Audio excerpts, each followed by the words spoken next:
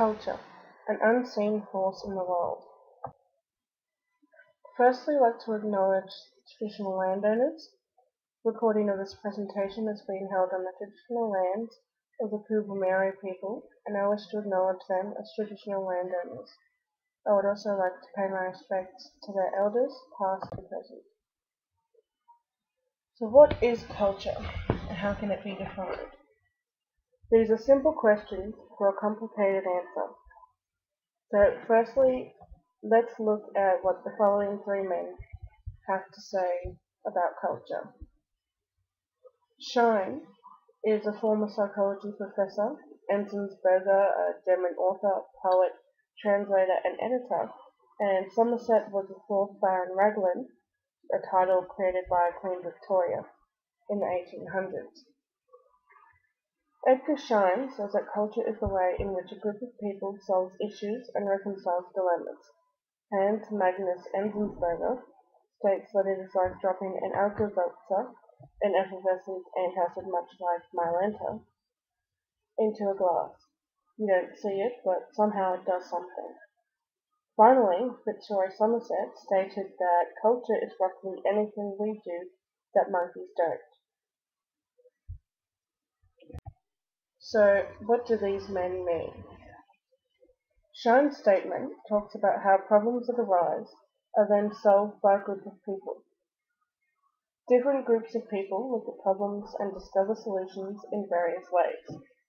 Where we come from, the environment we're in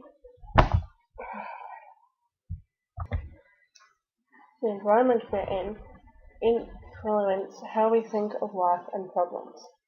So we can say that he claims culture as what makes us who we are and how we act and think. Enzensberger points out that the culture isn't tangible, but the effects of it are.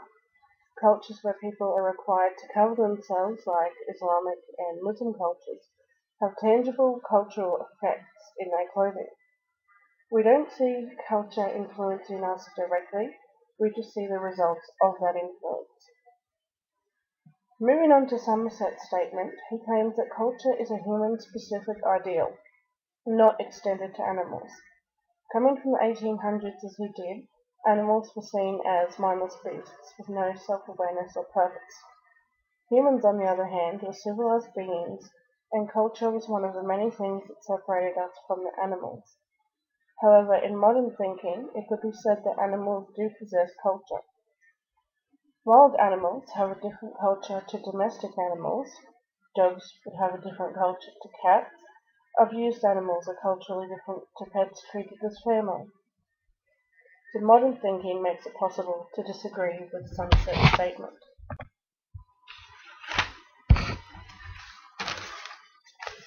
Much of our culture is changing with the times. Looking at society through history clearly shows this.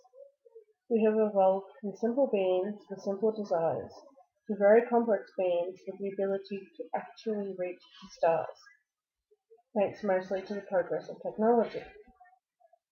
Technology is wired into almost everything we do.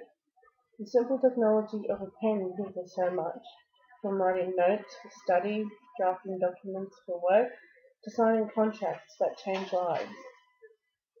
Then we take a look at the more complex technology involved in, for example, communication.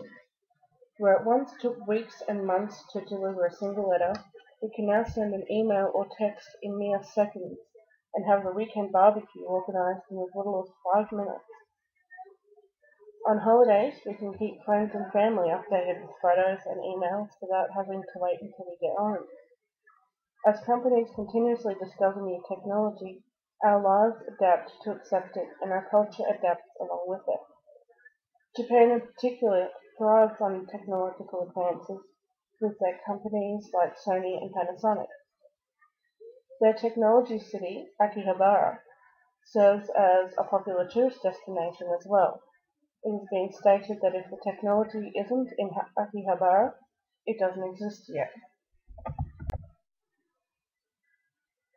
Relaxation culture is varied and always changing as well, with numerous physical activities and entertainment choices. Television and movies are a popular choice of new shows and movies released almost constantly. As Australians, we might have noticed much of our shows come from America, which alone is influencing how we speak, how we interact with each other, and even our spelling as we write. Hollywood almost seems to have a bottomless pocket for funding, going back to the television subject. Shows such as The Simpsons have entertained us as adults and children alike. Crime shows like White Collar and its sister show Burn Notice challenge our minds, while shows such as The Voice and Idol make us dream of being a star. It should be noted, however, that Europe is producing shows and movies worth mentioning due to popularity worldwide and in Australia.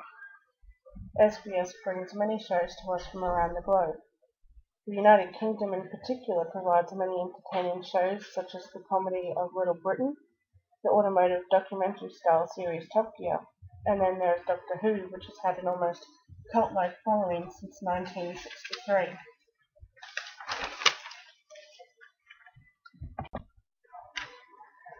Another culture that is always changing, if only experienced briefly, could be referred to as holiday culture. What we experience, how we think and act on holiday. For example, tourists down under get to enjoy our culture of fish and chips on the beach, scuba diving on the reef, and even farming, particularly on banana, strawberry, potato and other crop-growing farms. Approximately 580,000 backpackers a year from many countries follow the Harvest Trail earning money and sightseeing while they experience the many facets of Australian culture.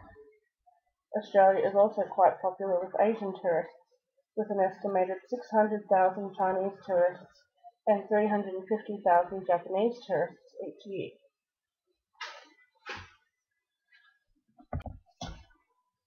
Culture can be described as an intricately woven web of self and society.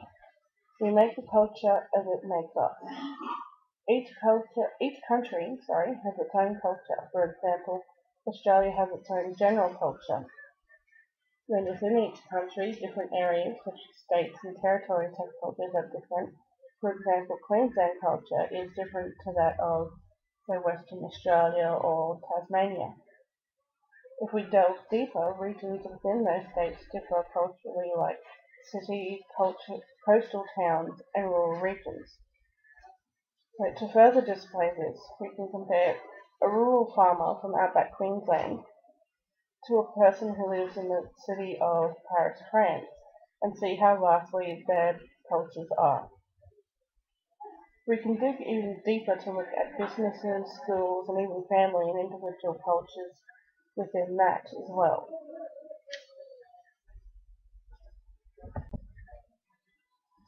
With so much cross-cultural interaction occurring these days, both professionally and personally thanks to the advances in technology, it is extremely important that we are aware of and understand other cultures. Without such sensitivity and awareness, it would be easy to offend someone with a simple error. Teachers who travel to overseas to teach English are a good example of the importance of cross-cultural understanding. They need to know the culture of their students to reach and effectively teach them. Lack of understanding can lead to negative stereotyping and ultimately failure at teaching. Many organisations are working with children to teach the next generation the importance of cross-cultural understanding. Paul Coverdale, with the help of Peace Corps, has set up worldwide schools to do such work. They work with kids from kindergarten right up to grade 12 in Africa, Central and Eastern Europe, Asia and the Pacific Islands, in Latin America and the Caribbean. They integrate global issues and cultural awareness into the core content areas. Organisations like Worldwide Schools are very important to create a more tolerant and understanding next generation. As our world becomes more connected, we come into contact with other cultures more frequently and in greater depth. Growing up in such a world without a context for interacting with other cultures can be confusing. Learning young how to handle that is important. Once we learn to be sensitive of other cultures, we can then start to understand and appreciate each other for our cultural differences.